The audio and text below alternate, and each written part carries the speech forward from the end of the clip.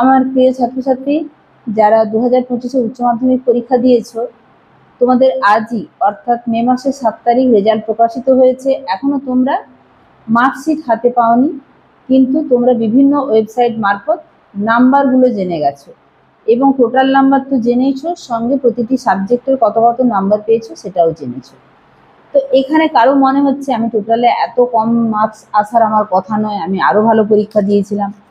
কারো মনে হচ্ছে আমার একটি বা দুটি বা দুয়ের বেশি সাবজেক্টে যে না, এইগুলো সাবজেক্টে আমার আরও একটু বেশি করে নাম্বার আসতো। কারো মনে হচ্ছে আমি 2-3 নাম্বারের জন্য স্টার মার্কসটা পেলাম না। কারো মনে হচ্ছে আমি 2-3 নাম্বারের জন্য ফার্স্ট ডিভিশন পেলাম না, তাহলে আমি 60% নাম্বার পেলে বিভিন্ন স্কলারশিপের জন্য অ্যাপ্লাই করতে পারতাম। এইরকম যদি কারো মনে হয় যে 1, 2, 3 বা আরও বেশি নাম্বারের জন্য আমার নির্দিষ্ট গ্রেড বা নির্দিষ্ট পার্সেন্টেজ হচ্ছে না, তাহলে তোমাদের এই সমস্যার জন্য একটি সমাধান আছে, সেটা হচ্ছে পিপিএস এবং পিপিআর।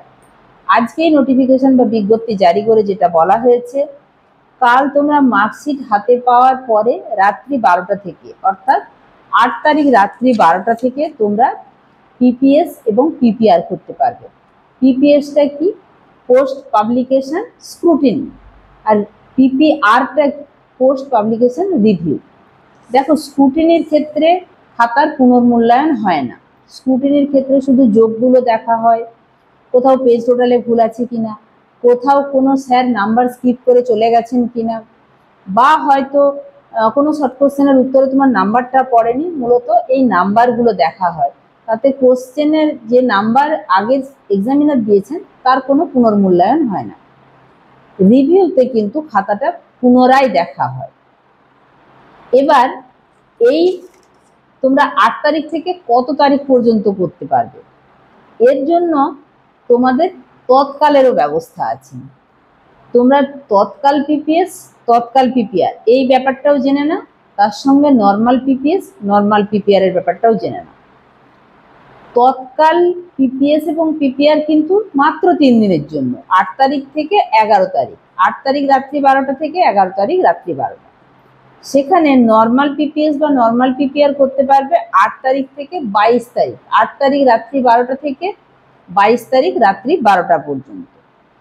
তৎকাল পিপিএস এ এক একটা সাবজেক্টে লাগে স্ক্রুটিনি, যেহেতু কম দেখা হচ্ছে শুধু যোগের ব্যাপারটা, টাকাটা একটু কম, 600 টাকা এক একটা সাবজেক্টে।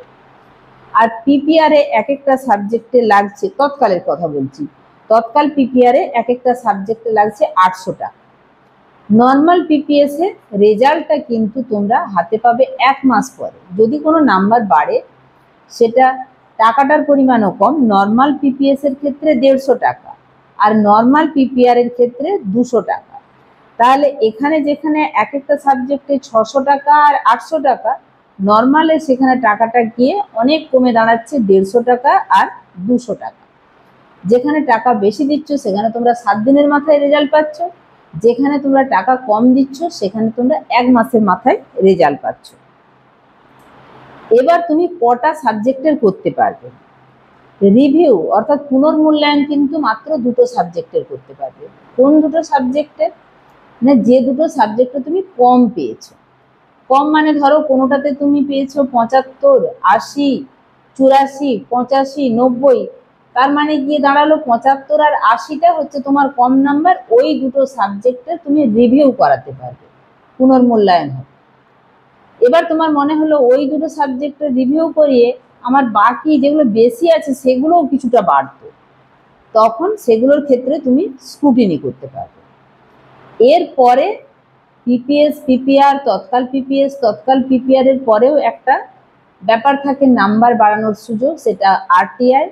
আরটিআই করতে পারো, সেক্ষেত্রে তোমাদের একটা স্ট্যাম্প পেপার কিনে ফিল আপ করতে হয়। যাই হোক, আরটিআই এর ব্যাপারটা নিয়ে পরের ভিডিওতে আসছি।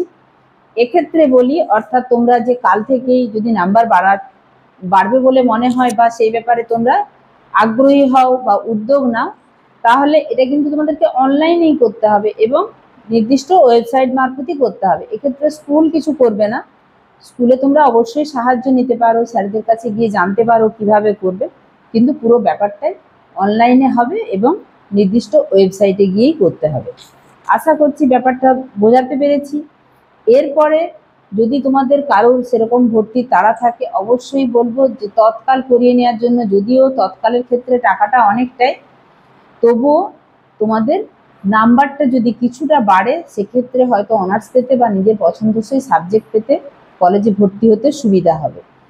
ঠিক আছে, পরবর্তী ক্ষেত্রে আমি তোমাদের কলেজের ভর্তি হওয়া সংক্রান্ত আপডেট নিয়ে আসছি।